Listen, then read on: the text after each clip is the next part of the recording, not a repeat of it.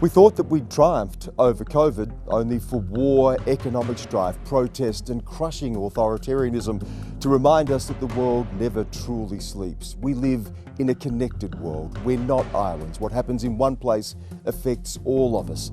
What lies ahead for 2023? Well, we know that the economy is on a downturn. There are threats of recession.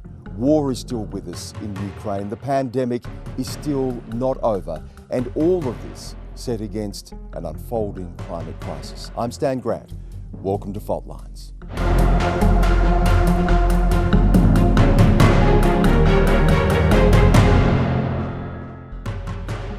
The war in Ukraine has raged almost all year long. Vladimir Putin has carved out big chunks of Ukrainian territory, but Ukrainian resistance has been strong. There are threats, though, that this could get worse, much, much worse. For the first time, seriously, since the end of the Cold War, there is talk potentially of nuclear conflict. Trapped in the middle are millions of Ukrainians displaced, fearful, and with a long, dark winter ahead. Ukraine is under attack.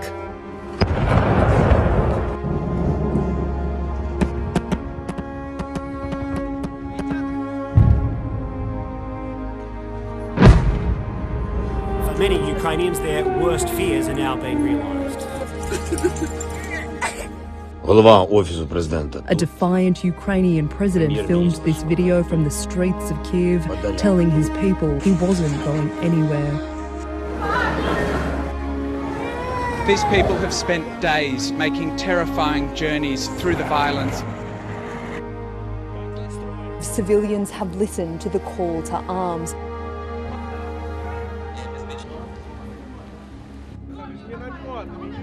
Over here is where some Russian soldiers have dug their trenches. This is highly contaminated land and it shouldn't have been disturbed. This is how Russia's been striking back, by sending missiles into apartment blocks at 2 in the morning.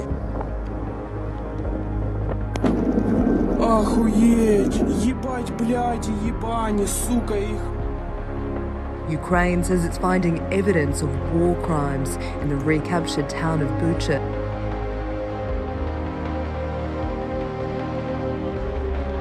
Troops holed up in Mariupol are fast running out of supplies.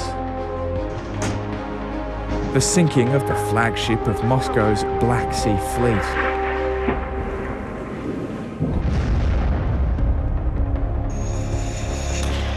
Russia has claimed full control of Luhansk. Many of the images are too graphic to show. Blackened corpses are strewn across the facility. Some are still lying in their bunks. Europe's largest nuclear plant completely out of control. Russia's hold over the city, Kherson, was over. Here in the capital, 4-hour blackouts are commonplace, forced by Russian drone and missile strikes on critical infrastructure. Russia's campaign of brutality shows no sign of letting up. Well, joining me now on Fault Lines to discuss this is Olga Olenikova, Director of the Ukraine Democracy Initiative at the University of Technology, Sydney, and James Blackwell from the College of Asia and Pacific Affairs at the Australian National University. Olga, good to have you with us. You go back to the beginning of the year, war had not yet started. Did you expect, as we see at the end of the year, that it would still be raging? Yeah, I was very optimistic. You know, in January, in February, when all the media was shouting, right? It will happen next week. I was always in media saying, no, you know, I'm optimistic, Russia would not attack us. Even though he had troops on the border, That's he was right, massing those troops. Troops were on the border before, right? It was not the first incident of them gathering there. There was some educational purposes and then they left, right? But this time it was really serious and I did not expect that. You know, I was in that optimistic camp that, you know, could not see Russia doing what it's done in 9 months. Yeah, and here we are still talking about conflict. That's right. And if I just looked for the stats, you know, in 9 months, Russia fired 16,000 missiles on Ukraine. Can you imagine? Massive, yeah. James, initially, it was feared that this would be a crushing victory for Vladimir Putin. If you looked at the numbers alone, his army dwarfed Ukraine. Nuclear-armed power. An army that had been at war. It had fought wars in Crimea, in Chechnya. It had been fighting in the Middle East. But it didn't pan out that way. Why? Yeah, I think it's a question of estimation. I think we both underestimated the Ukrainian resistance and the willingness to which the Ukrainian people would band together and work at resisting the Russian invasion. I also think we overestimated the Russian army's ability to conduct this style of conflict. You know, you talk about the Middle East and Chechnya, they're much more guerrilla campaigns. This is an all-out assault on Ukraine. I don't think their technology and their mobility as an organisation. It shows the difficulty of invading a country, doesn't it? Yeah. You've got to move troops in. The logistics have to be right. People have got to want to fight. There are memories here, aren't there? And we've heard these reminders of what happened in Afghanistan with the invasion in '79 and the Russian troops being bogged down for a decade. I mean, that's the comparison that more closely springs to my mind rather than, say, Chechnya or Syria, because in those latitude, those are Russian special forces being dropped in to wage sort of covert campaigns, whereas Afghanistan, it's the regular Russian army, regular Russian people fighting against a country that does not want to be invaded, fighting against people who are banding together as civilians launching counterattacks. We've seen the kind of mass protests, Molotov cocktails, farmers stealing tanks, Ukrainian forces taking out generals. You know, this is a much different kind of conflict than I think the Russian army is used to in the last, say, 10, 15 years. Were you surprised, Olga, that the resistance has, to this point, been successful at least in stopping the complete overrunning the country by Russian forces? Yeah, I think the whole West was giving Ukraine like 3 days. They were saying Russia will take Ukraine in 3 days. But analyzing the situation, analyzing what was happening in Ukraine in the last 8 years, it makes sense. So Ukrainians, military forces, they had a chance to practice on the ground, on the battlefield in Donetsk, in Donbass area, right? So they had practical experience on the ground. I heard the stats that there is 500,000 of Ukrainians, of Ukrainian guys, of military forces who went through training in the last 8 years, right? So Ukraine had a chance to form and train its personnel to actually fight and be very, and it knew the war it operative. wanted to fight. It was fighting a war of resistance. Of course, yeah. They have very high morale, very high motivation, right? As we see, as was mentioned here, Russia was dropping special forces in Syria lately, right? Like in the last, 10 years. So they haven't, their resource, their main military resource was not fighting. So what we're seeing, regular army is not capable to actually go on the ground and fight. Without, I'm not talking about having lack of motivation, having lack of, understanding and just getting money for where they are. I think that's combination, played out and delivered an advantage to Ukrainian forces, and that's what we're seeing. The counteroffensive is quite successful, right, from the Ukrainian side. Do you think, James, that one of the things that Vladimir Putin underestimated was not just Ukrainian resolve, but the resolve of the West? There was a feeling, wasn't there, that the West would not be committed, that America did not have the stomach for this sort of resistance, and they wouldn't necessarily back Ukraine. What we've seen instead is that Western countries have come together and supported Ukraine, not troops on the ground, but weapons and funding. Has Putin succeeded in uniting the West and making the West even stronger? Yeah, I think, the tales of the West's demise are greatly exaggerated. I think we've seen in the last 9 months, 10 months, the West and sort of the global liberal order really banding together, not necessarily with fighting forces, but as you mentioned, funding, weapons, support, sanctions, all of these things. We've seen countries like Finland and Sweden move closer to NATO than you ever could have conceived of even 2 years ago. Ukraine getting closer into the EU. I think if we're looking at by those kind of metrics, I think the war has had almost the opposite effect of what Putin is trying to achieve here. What we do see, though, Olga, is that the longer it goes on, the increased suffering of people, millions displaced, people killed. What about the human cost of this conflict? Yeah, I think we don't talk enough about the humanitarian catastrophe that is happening as we speak in Ukraine, in all the cities of Ukraine, right? Under Russian control, Donetsk, Luhansk, and all the other cities, there's well under big, humanitarian needs. There's no water in Donetsk, and I have some connections there who are still there on the ground. Of course, I'm not talking about, again, Kyiv and the cities in the mainland Ukraine who are as well now without power. Cold months are coming up, and there's potential there will be no heating, no electricity, no water. And if we look into who stayed, right, in Ukraine, it's mostly vulnerable groups who can't relocate. If you look, all the young people, of course, guys are staying there because they can't leave, it's martial law in Ukraine, but all the other active population groups, they left Ukraine. Who stayed? My grandparents, older parents, and people with, some disabilities, some with kids, younger kids. And so personally for you, yeah. What's it been like? And are you still able to maintain regular contact with your family members? Of course, yeah. I'm talking with my grandparents every day. How do they feel? They don't want to leave. Like, they're 85, they lived through Second World War, they are the kids of the Second World War. And what they're saying is that, if the bomb comes into their apartment block in the city center, then that's it. But they don't want to leave. I can't really convince them to leave, even despite, now it's getting tighter because, supermarkets are closed because they can't keep the refrigerating systems running because there's no light.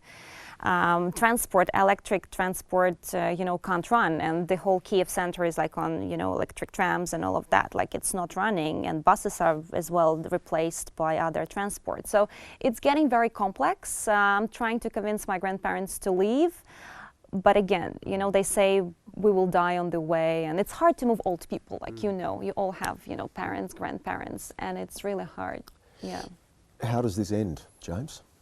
Honestly, I don't think anybody knows the answer to that question. Or when. Or when. I mean, this could drag on for a long time.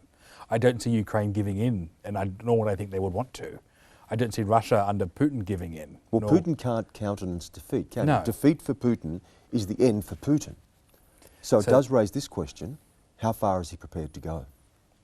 Potentially all the way. I mean, which is, do I have to say the N word? Well, nuclear war, right? That's the last step he has. That is the. I mean, I'm not saying that's likely in the immediate future, but it's not a possibility we can discount at this point. What stops him, Olga? Because this has been hinted at. Mm-hmm. What I gather from so far, Putin's correspondence, what he says, it always happens opposite. He said he would not invade Ukraine. Officially, he invaded. If he's saying he will be using nuclear weapon, I hope he wouldn't, right? So it's all his, games into getting West to make, what he wants them to make, and to push Ukraine into negotiations. It looks like Russian resources as well are exhausting. I think the latest news, I'm not sure if you saw that, but they fired some missiles with dummy nuclear heads because they feel that they're running even off missiles because they're shooting it so often on Ukraine, especially in the last couple of weeks. So they're using some old equipment, replacing nukes, right, with something else. It feels that they are trying to bag Ukraine into, agreements to push Zelensky to negotiate. Is that possible? Is there a possible negotiated settlement here? What would that look like? Of course, I think we will end in some type of talk, right? All wars end with some time. But I think the question here is on which terms, right?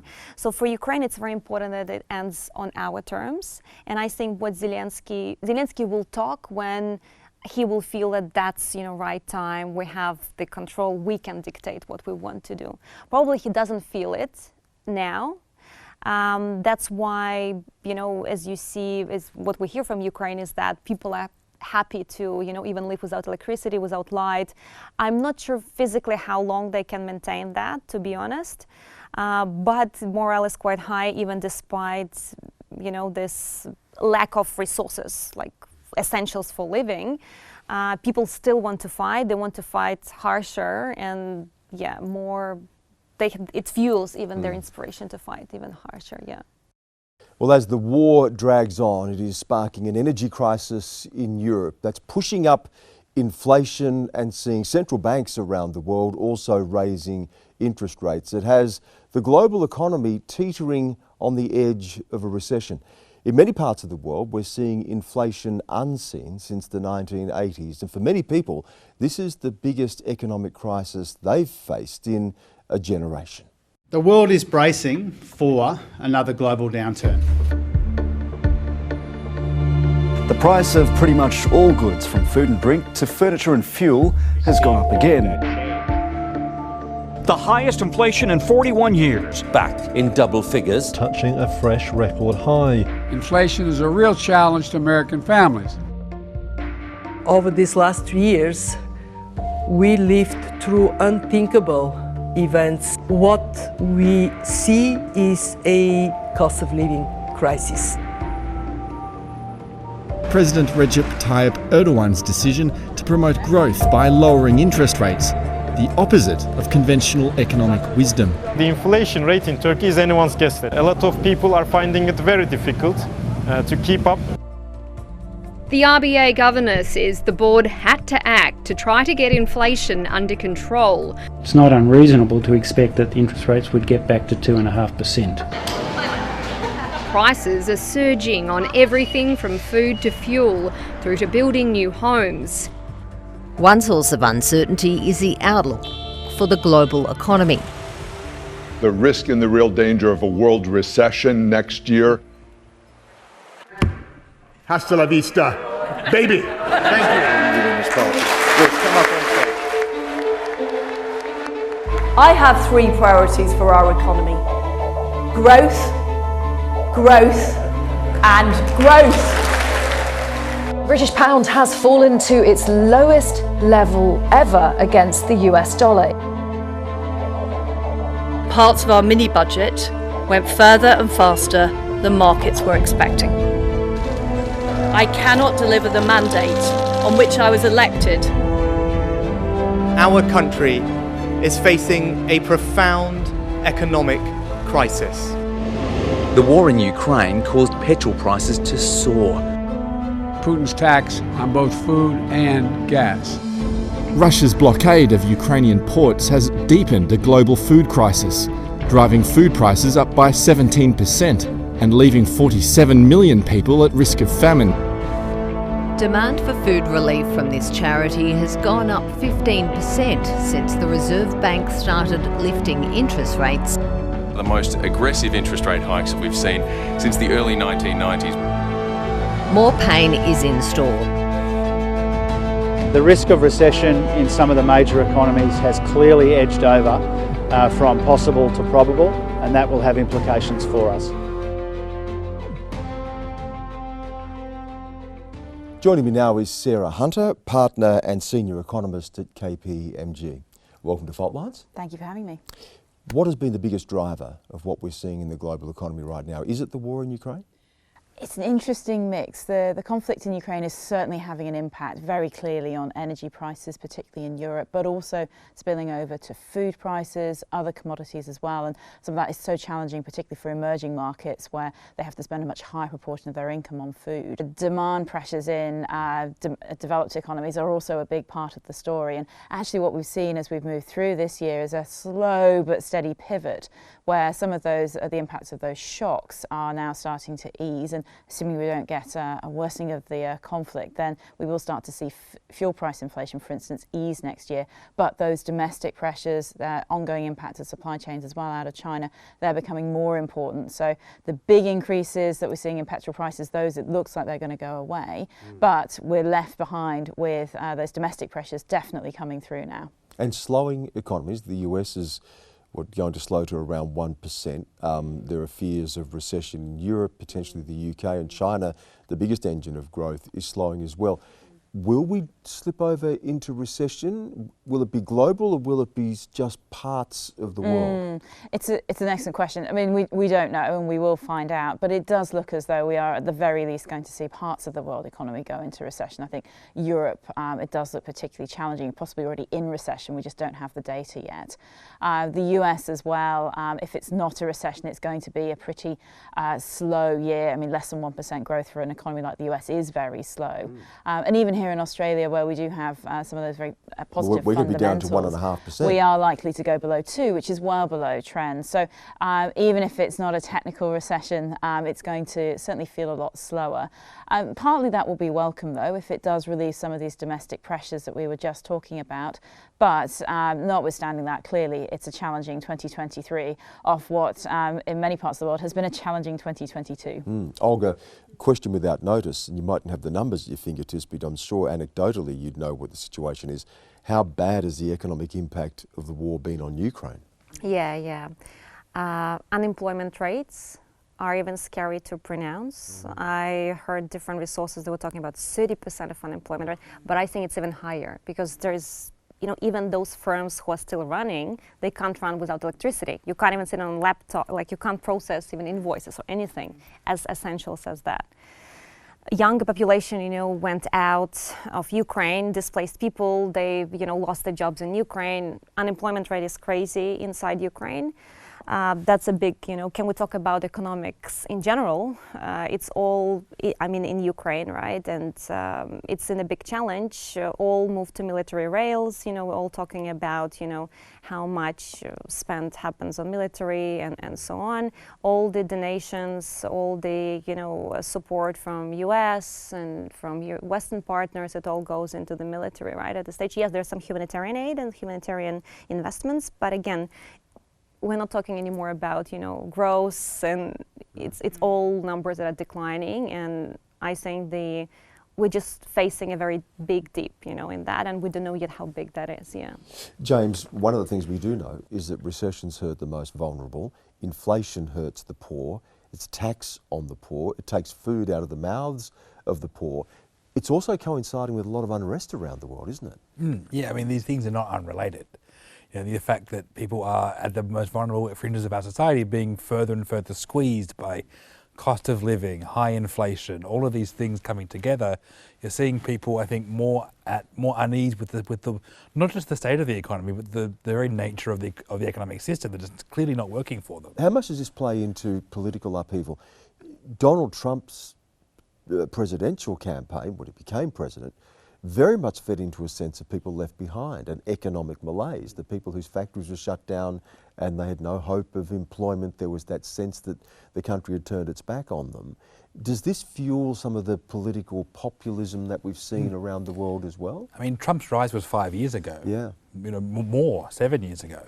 So like that, if we're talking about that then, it's gotten even worse since. And I think it is fueling a lot of these kind of movements in many countries around the world of economic populism, of economic revisionism in terms of how we're thinking about the very nature of the economy, not just on the far right like Donald Trump, but also on the far left. You've seen leaders around Latin America on the far left be elected to platforms of completely revitalising the economy. You've seen even within Australia, we've talking in Victoria about nationalising the energy grid in Victoria. So it's happening on both sides of politics, but I think it's a response to the very nature of the economic system not working for a majority of people anymore, given all of the things we've all just talked about. That's a really good question, Sarah, because in a way, this is such a slow burn.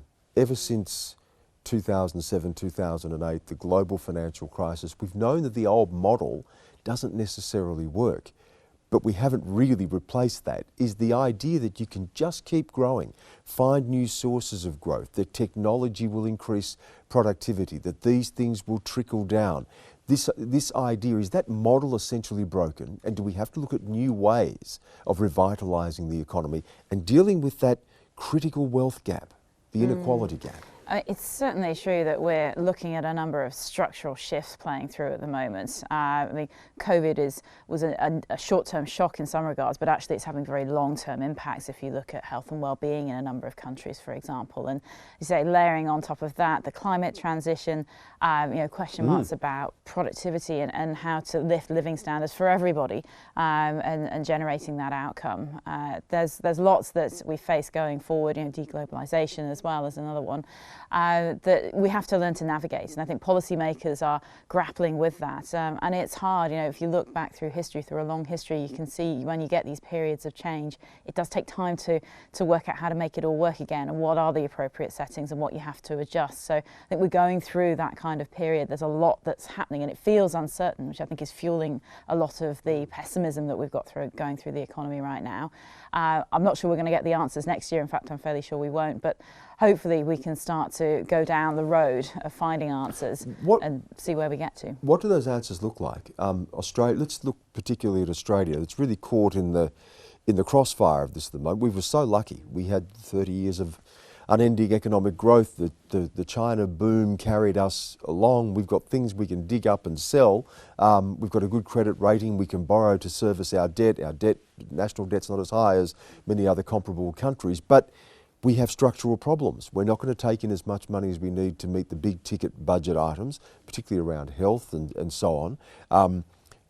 Wage growth has been sluggish. Interest rates are a blunt instrument, and we're potentially going to see mortgage foreclosures, houses being lost in the new year when people start to come off variables into higher interest rates. So what does the outlook look for Australia going into next year, and what are some of the solutions that Australia can look at in the short term? I mean, so the short term is definitely going to be a bit challenging, particularly for all the people we just talked about, those on the lowest incomes. If you were a house buyer in the last couple of years and you're carrying the highest amount of mortgage debt, then clearly interest rates rising is really, really difficult. And to be honest with you, for a near-term solution to those particular problems, it's pretty hard to find one. The government can intervene a little bit, but really there's a cycle that's playing through, and unfortunately, and I know it's hard to hear, for many people, it will be a tough year next year. I think what I'm pleased that we're getting now some focus from the government on, and hopefully it will start to pay dividends down the track on the medium term, is looking at productivity and productivity reforms and how we might tackle those. And I do think some of the shifts we're seeing around things like micro-credentialing for people. So trying to reskill people through their working life, for example. It's you're a long time working if the last qualification you get is a degree or something, and you trade up as a tradie when you're in your early 20s. So how can we help people reskill and keep it lifting their productivity through their working life? I think that's very positive. We've obviously got the energy transition and we're starting to get a bit of a roadmap around that and what that looks like, and that does present opportunities as well as challenges, and so as that plays through, and that's going to be a multi-year project, it's not a solution for next year, we should start to make some progress there too. So I think we have to be realistic about 23. It is going to be slower. To some extent we actually want it to be. We can't keep going at the current pace, but there are hopefully some opportunities on the horizon too. It's just going to take time for them to materialise. Sarah, thank you. Thank you. Xi Jinping thought he could crush COVID, but now his hard-line COVID-zero policy of relentless, unending lockdowns is hitting its limits. We're seeing people rising up. There is so much more anger in China, and some are even calling for Xi Jinping to go. All of this is reviving memories of protests of the past, even 1989. It's a new year, but with cases soaring to new records, it doesn't exactly feel like a fresh start. The Omicron variant is causing skyrocketing rates of COVID-19 infections in countries around the world. The UK, South Africa, France and Italy reported the highest daily cases of the entire pandemic. So let us learn to live with this virus and continue protecting ourselves and others without restricting our freedoms.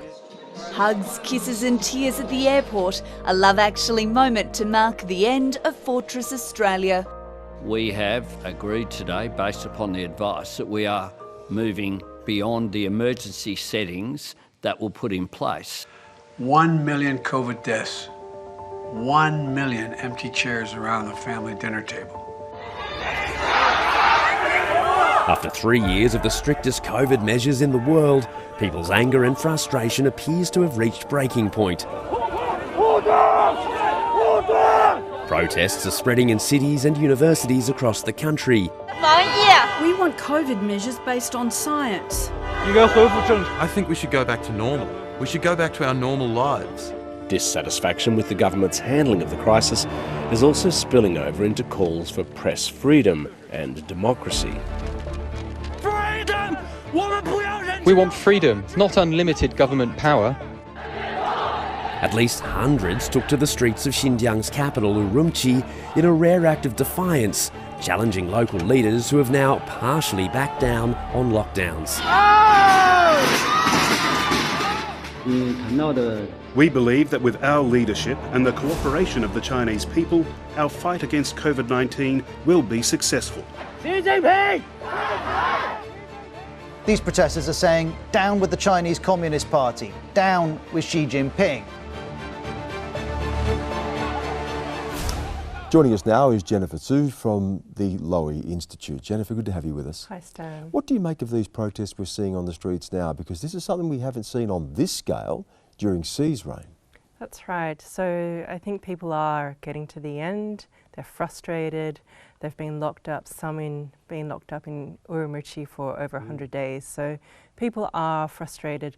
And the important thing is a lot of people can't sustain a livelihood being locked up. And it's not just, I mean, you mentioned Urumqi in Xinjiang, but we're seeing this in other places as well. We're seeing it in places like Shanghai. That's right. So people have already gone through, you know, a couple of months of lockdown earlier this year in April, and so to go through it again without any certainty of when this is going to end, I think people have hit their frustration point. And we are seeing some tipping points here, but I think it's also important to bear in mind that there are some localised grievances that are driving people to the streets. That's really interesting, because people look at this and they think, wow, protest in China, it's rare. Actually, there's a lot of protest in China, as you and I know. There are constant protests about so many different things, lots of underlying issues around the economy, environmental degradation, corruption. But do these things now come together around something like this? Yes, so we've seen workers protest in Zhengzhou, for example, in the factories where iPhones are made, and their grievances are about, you know, freedom of movement or lack of freedom of movement, unpaid wages or unpaid bonuses. And in university campuses, we see students lamenting, protesting, and, you know, expressing their discontent with the government because of the last 3 years. You know, their prime of their lives. They can't travel, they can't study in person, engage with their peers. So there are lots of different localised issues, but they've all couched it around these lockdown measures, which people are getting fed up with. What does this mean for Xi Jinping and the party? Does it mean that we're going to have to see a lot of these measures being wound back? Does this raise questions about his ability to control everything, which of course Xi Jinping sees as absolutely central, that the party controls every aspect of life? How much of a threat is this right now? So we've definitely seen a re-centralisation of power under Xi Jinping, but I think there's also a lot of agency that local governments have across China in how they implement COVID and various other policies as well. So this week we've seen the central government saying, you know, what we've seen on the streets has been largely the fault of local governments being too zealous. That often happens in China. That's right. Beijing blames others, and this is a long-standing approach, isn't it? But ultimately, if Xi Jinping is the president for life, if he is the commanding figure of China, doesn't it stop with him? Because people are saying Xi Jinping should go. Yeah, so I think in the last couple of days we've seen, you know, state authorities, vice premier sort of taking a much softer line about COVID, just saying it's less pathogenic, and there are sort of, you know, slight loosening of restrictions in places like Guangzhou and Shanghai. So I think, you know, the state is very wary about the potential for these protests to snowball. But I think, you know, local governments still have a lot of agency in trying to discourage protesters by sort of giving in to their demands or concessions at the margins. Does Xi Jinping end 2022 in an even stronger position, though? He is president for life, for as long as he wants, certainly. He's removed all obstacles and all opponents. He's won that historic third term.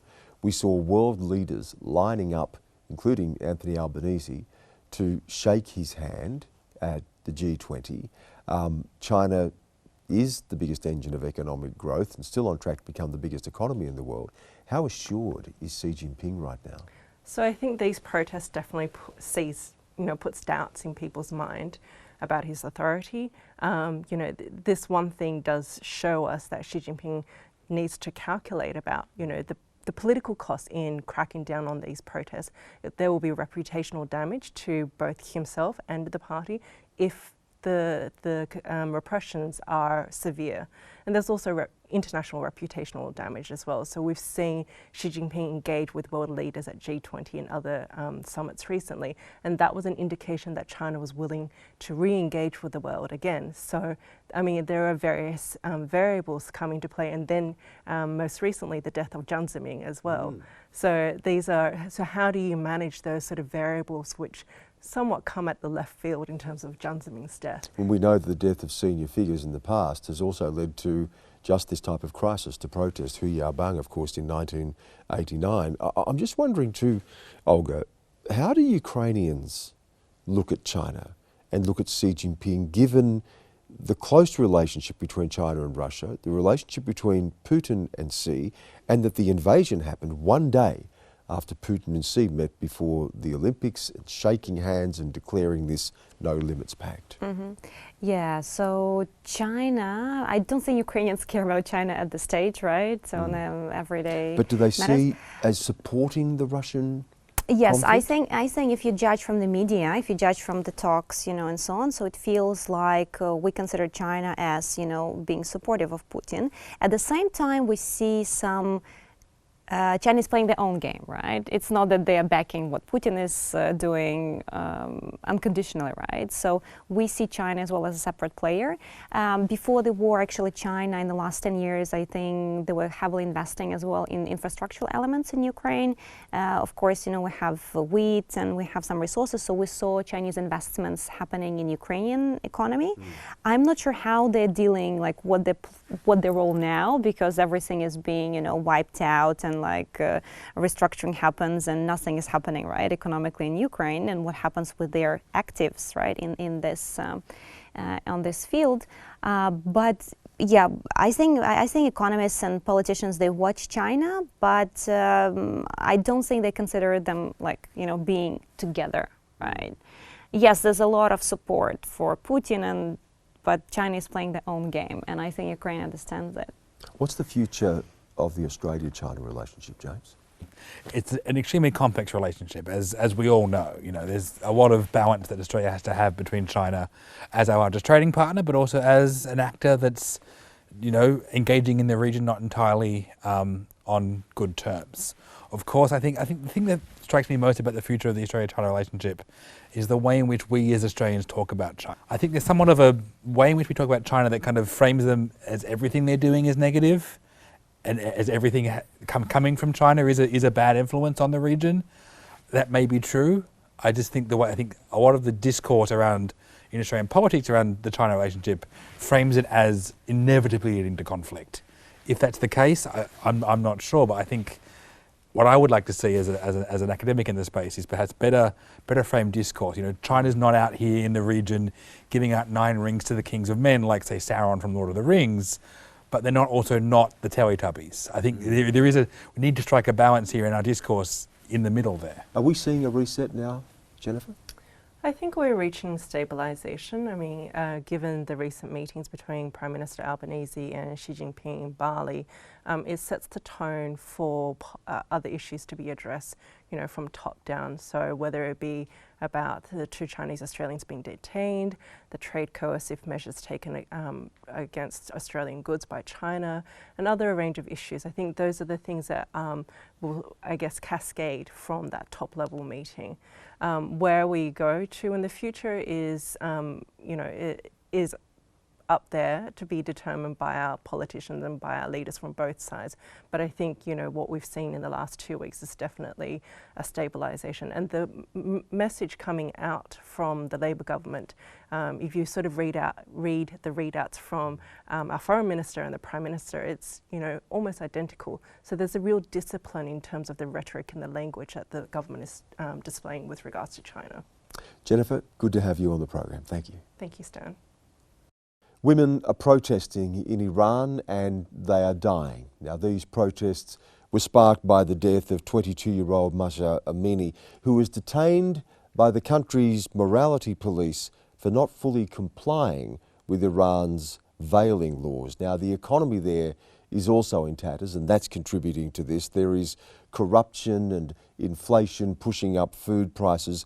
Ordinary people are now standing up and they're challenging the regime. Their voices are being heard around the world. We've seen protests everywhere else in solidarity, including here in Australia.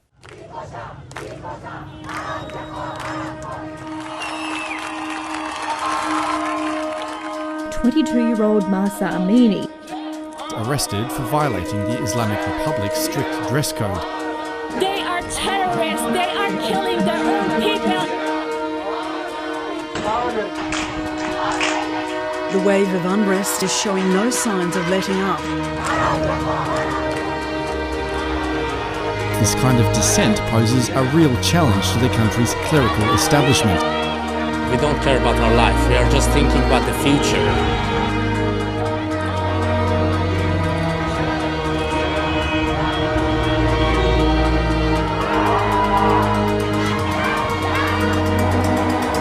They refused to sing their national anthem in an apparent support of anti-government protests in their country.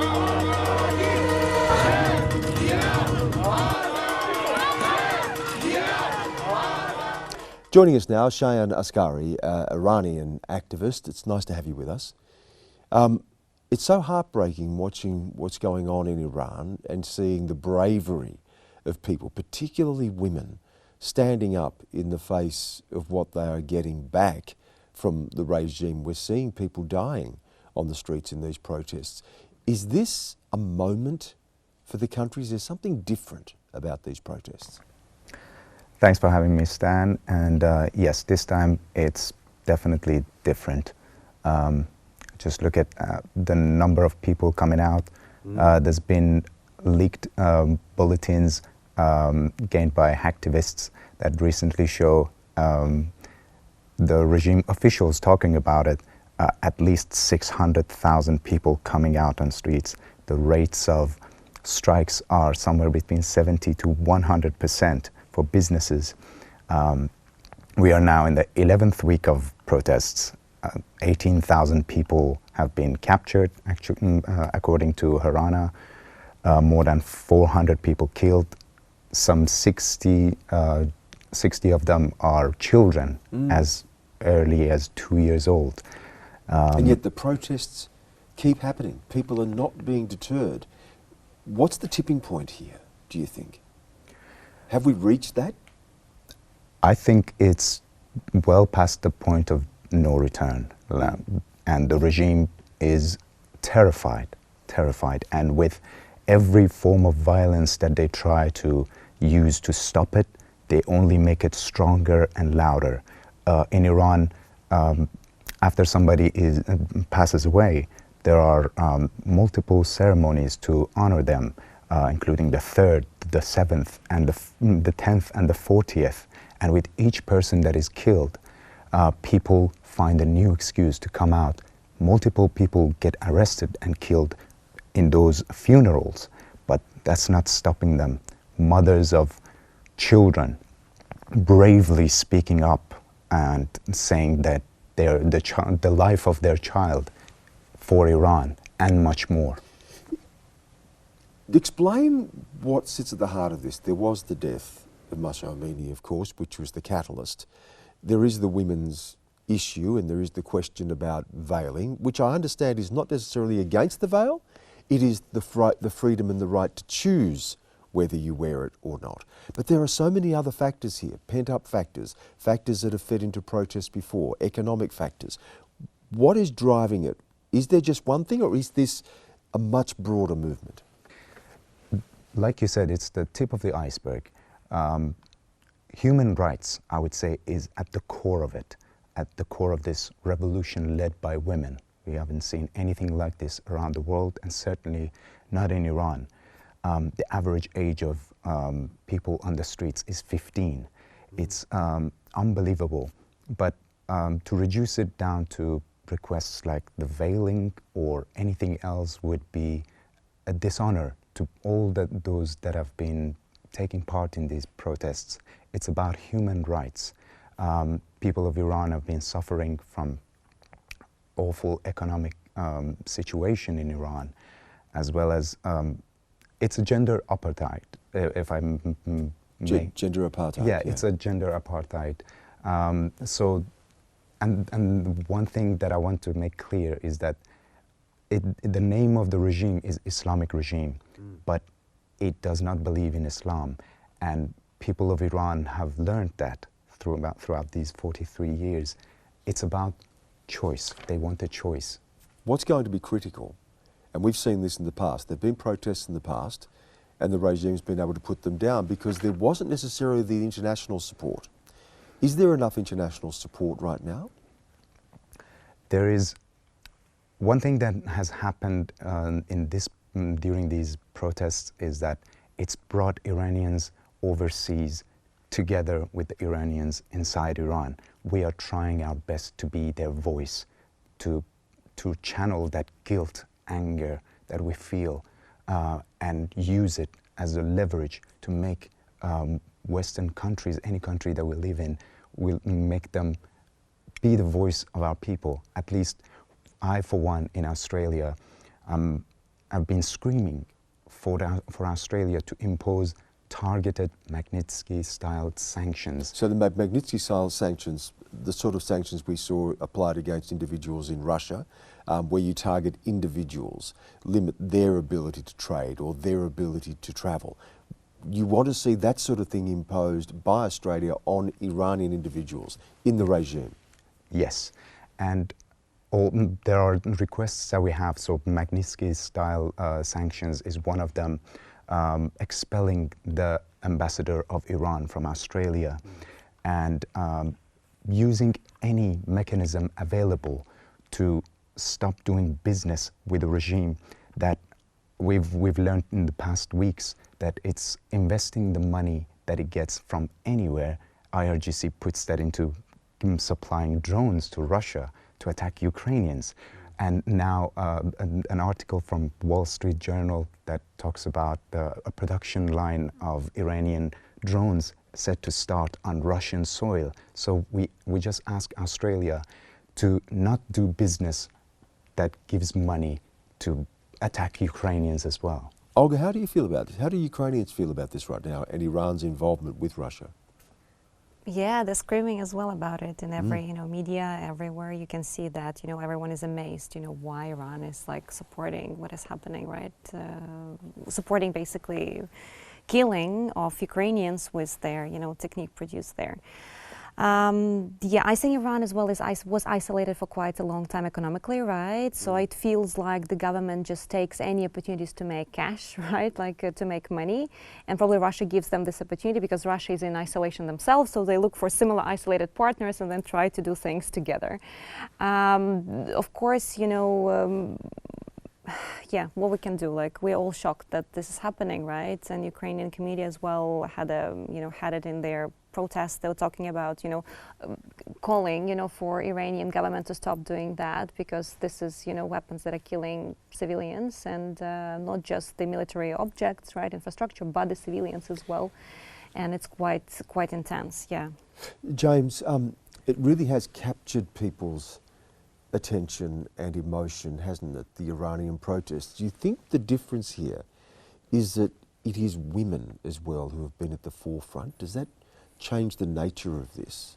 I think, obviously it does. I think given the nature of the Iranian regime and the Iranian people that are protesting, you hear, average age is 15, women leading this. It's really very different in terms of the kinds of protests we normally see anywhere in the globe, let alone in the Middle East. So I think this movement being led by all corners of Iranian society, not just the male members of their society, but women, children, young people, students, activists. I think that really is a game changer.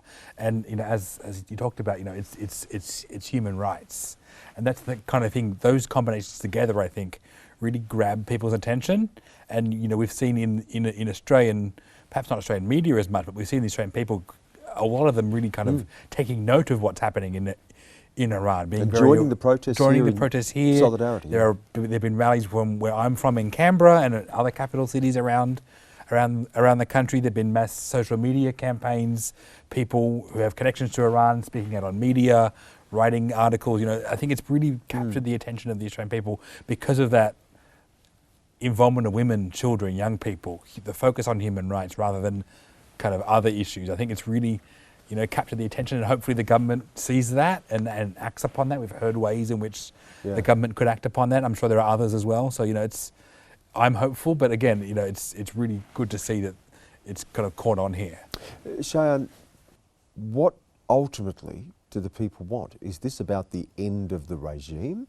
Is this how far this goes? How long can this continue? What are the aims and the level of determination here? 100%. The end of the regime. The end of the regime. There is no other way to put it. And people will go as far as it's needed. To be replaced with what? Anything but the regime. We have seen the worst enemy for not just Iran, but for any country in the region.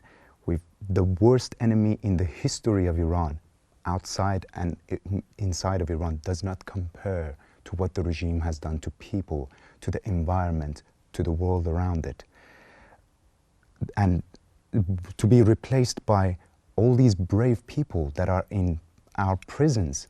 I mean, there are chants coming out of Iran that say those that should be in power are in the prison, and those that should be in the prison are running the country. So so much pressure on people has made it look like there aren't people that can build the future of Iran. There are.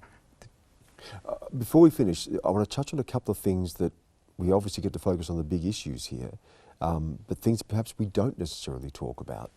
You mentioned other issues in the region and Iran's role in the region. Iran is still involved in a proxy war in Yemen, which has been seen as the biggest humanitarian crisis in the world, and that doesn't get enough attention, does it?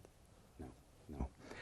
I mean, we all know that I'm not a scholar, but as a young person, I know that this is not a beautiful world that we've created.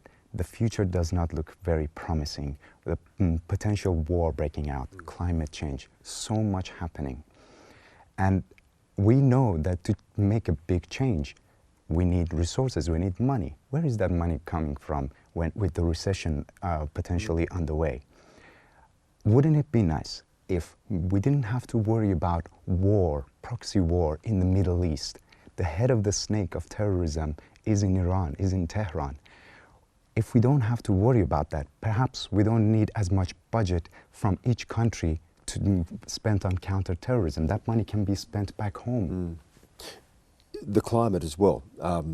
COP27 this year and Ukraine, looking at not just the impact economically that the war has had, but the impact on the environment as well. Yeah. There was a talk about, of course, you know, this whole military actions are happening. There's a lot of emissions that are happening, right? Along with that, plus, you know, production lines as well of weapons in Russia, because they're doing it continuously. It all impacts our climate, and Ukraine as well wants to press among all the other requirements that they want to ask Russia for, to pay us, you know, for rebuild, to pay the whole world as well for what they've done in Ukraine. Emissions is part of that package, you know, which Ukraine as well puts forward and saying that Russia has to pay for polluting, you know, as well the atmosphere, for being the driver behind this huge, you know, emissions that are happening as we speak and will be happening probably endlessly, because we don't know when the war will end. James, I wanted to finish our conversation in Australia and with you as a Wiradjuri man as well, looking at the Voice to Parliament and the Voice to Parliament referendum that Australians will have in 2023. It looks more than likely. That is also a global issue. It feeds into the issues that we've been talking about here, doesn't it, of human rights, reconciliation and justice. What does the future look like in 2023 for First Nations people? Yeah, I mean, the future isn't on one hand bright, I think, for First Nations. You know, we see the movement towards a voice, human rights, justice. I'm more than confident that the voice referendum will succeed. You know, the Australian people are very understanding and generous and are going to walk with us on this journey. On the other hand, the future is not so bright. You know, we talk about issues of climate change. Climate change affects Indigenous people more than any other group in our society. We are more, and that's, you know, come out of UN The UN has said this, the Australian government has said this. So, issues of climate change are going to affect Indigenous peoples globally, in the Pacific, in South America, in the Arctic, here. So, on the one hand, I'm very optimistic about the future of our country and us achieving a First Nations voice and having that be a movement for change for this nation and really progressing the idea of a new Australia built upon a First Nations foundation, which is the country that we are. This is a First Nations country. This is stolen land of First Nations peoples everywhere you go. So on that sense, I'm very hopeful, but on other things, until we address issues of inequality and climate change, it's going to impact Indigenous people. And we don't have our voices heard in these spaces, in the international arena, at climate conferences. There were no Indigenous delegates from Australia from the Australian government to COP27. We don't have an Indigenous, no person spoke at the plenary who was First Nations. All of these things that occur, we're excluded and we're more affected. So I would hope to see, at least in this country and other countries where First Nations movements are protesting as well on issues of climate and justice, that we'll see action that addresses those. And here we have an opportunity next year, hopefully in the second half of next year, to actually, as the Australian community, go and vote to cement this idea of justice and rights and voice in our constitution, our governing document. James, Cheyenne, Olga, thank you again for your time. Thank you to all of you for watching as well. Please enjoy time over this break, over the festive season, to be with your families. Enjoy that time now to consider what we've been through for the past year in 2022, and all the very best to everyone watching for 2023. I'm Stan Grant. This has been Fault Lines. Thanks for watching.